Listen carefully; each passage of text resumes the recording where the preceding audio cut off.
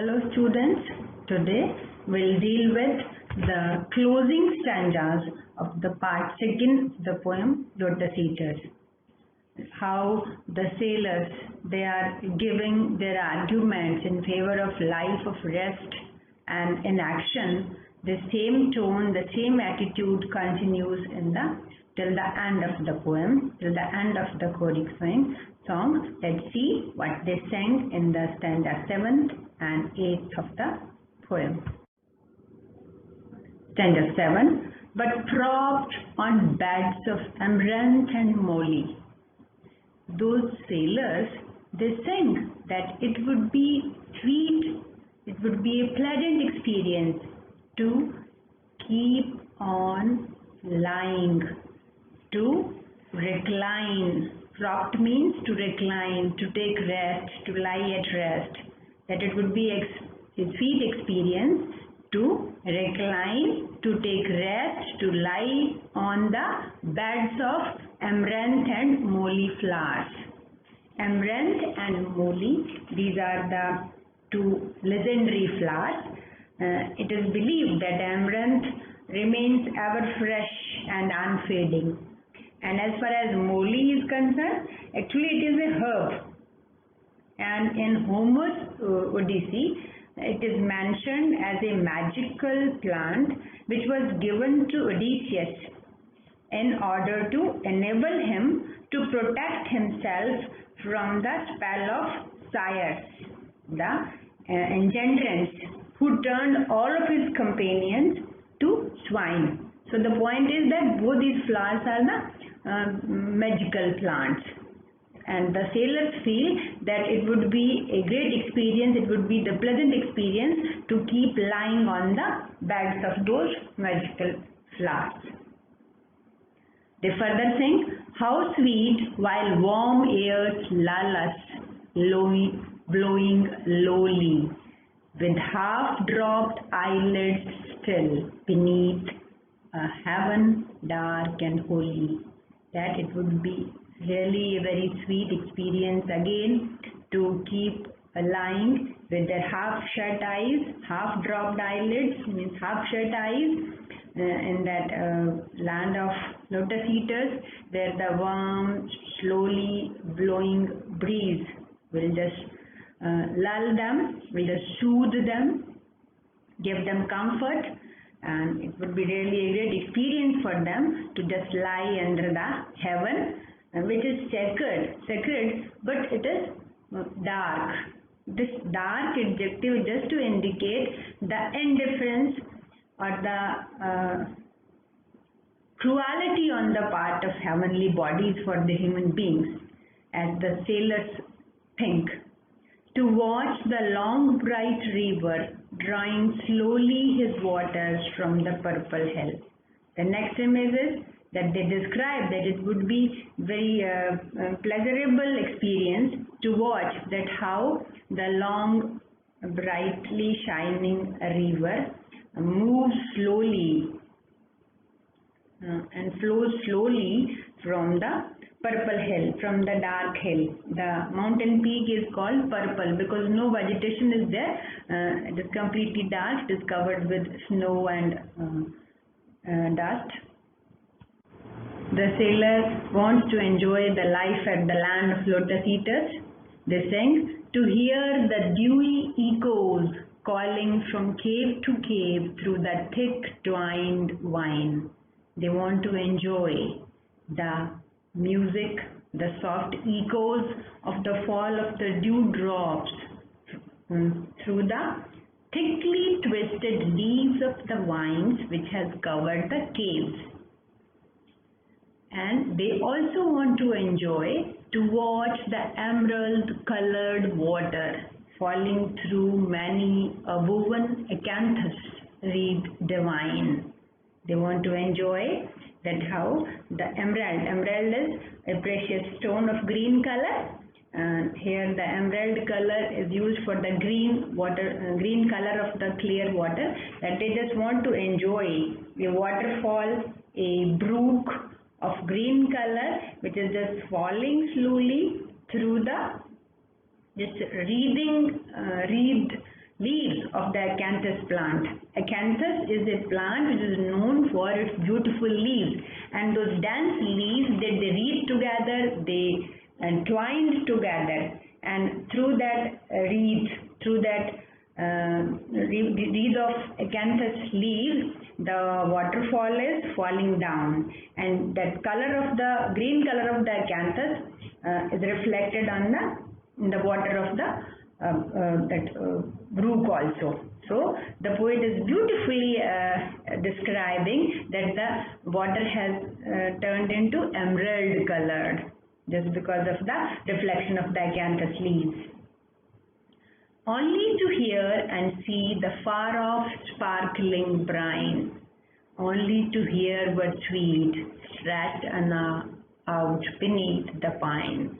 The sailors further sing that it would be sweet, it would be soothing, it would be very relaxing for them to keep lying, to keep stretched out under the pine trees and to listen that sweet music and to listen the sound of the sparkling brine, the shining sea, that how the waves in the shining sea, they make a noise. They just want to enjoy that music created by the rising and falling of the waves in that sea, and they just want to stay there only.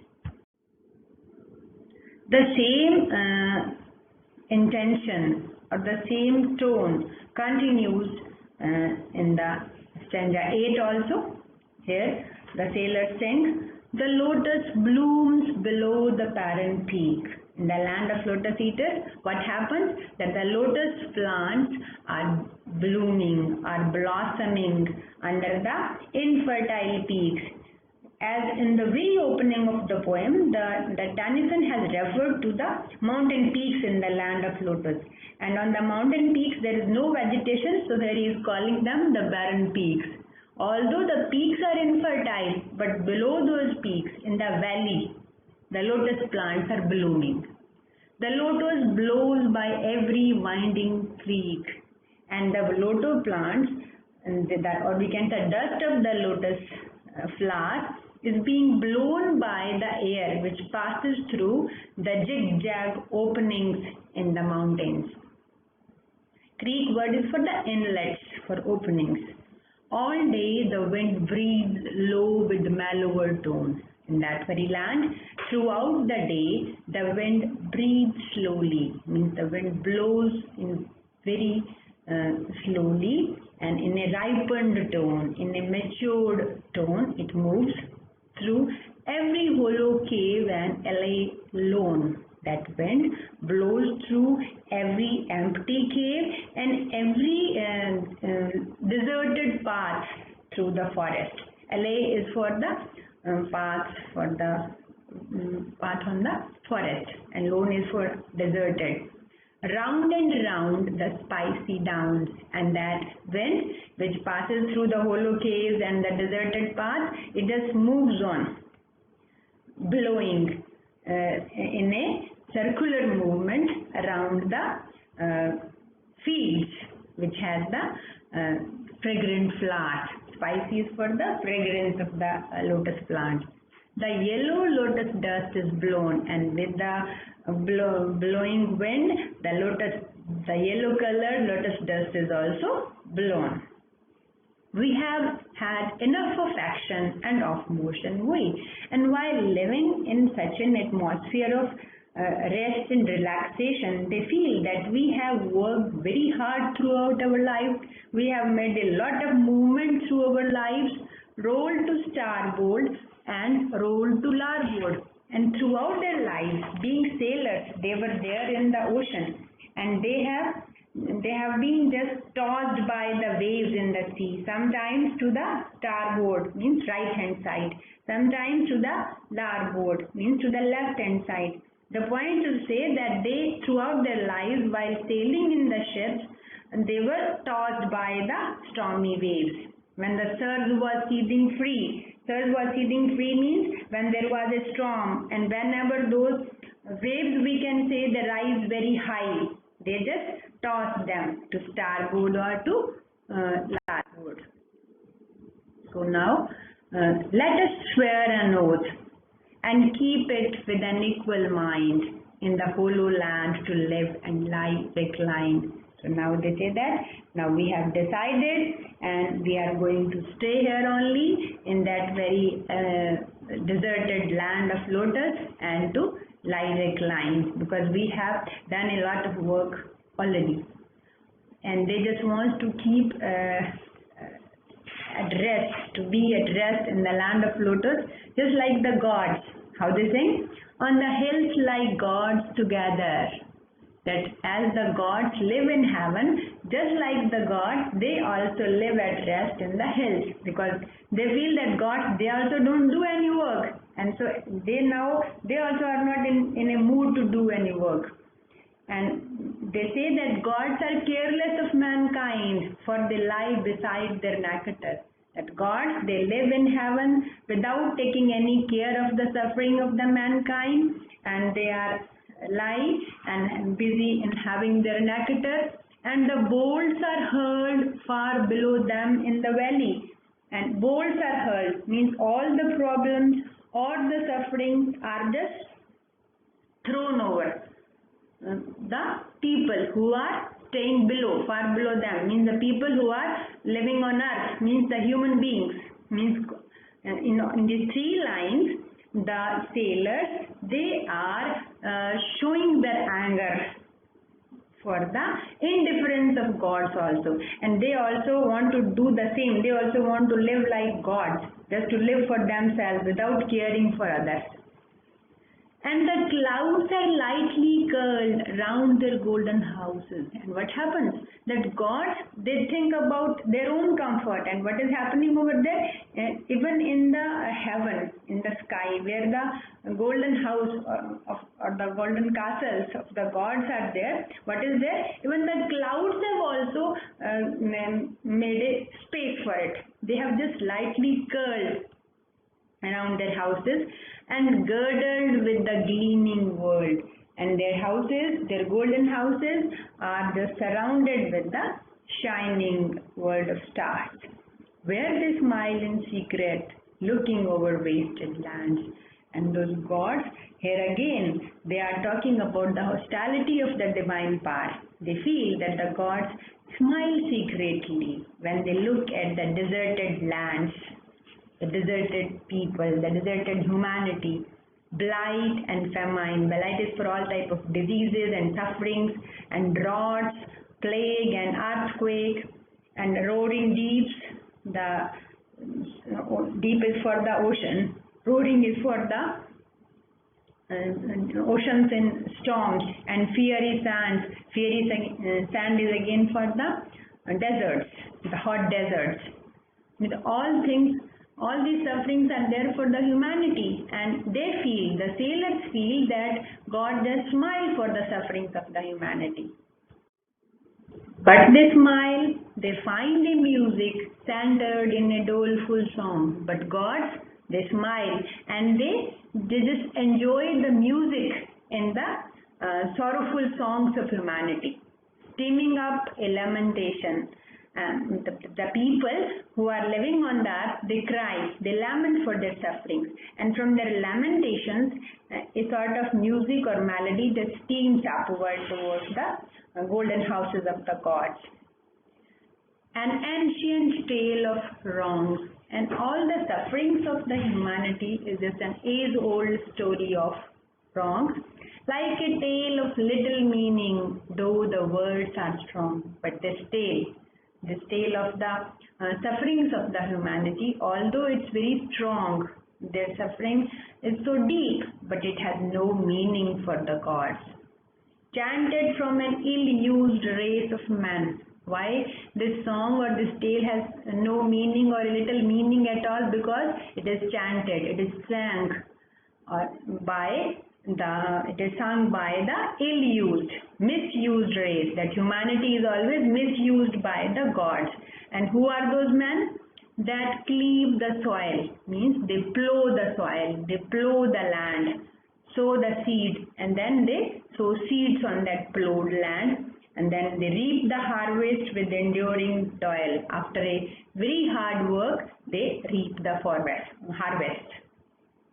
Storing yearly little dews of wheat, and throughout the year they just keep on working to store the little wheat for them, wine and oil for them.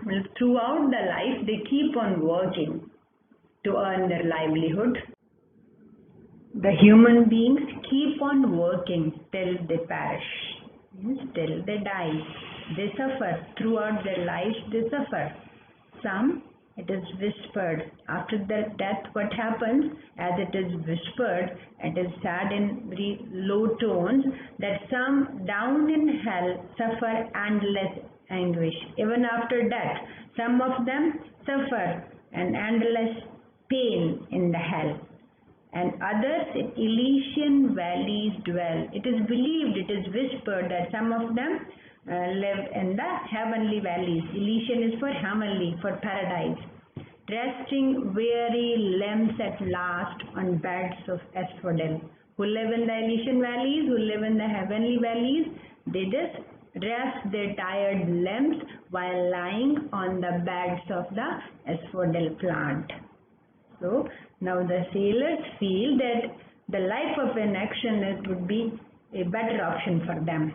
They further sing, surely, surely, slumber is more sweet than toil.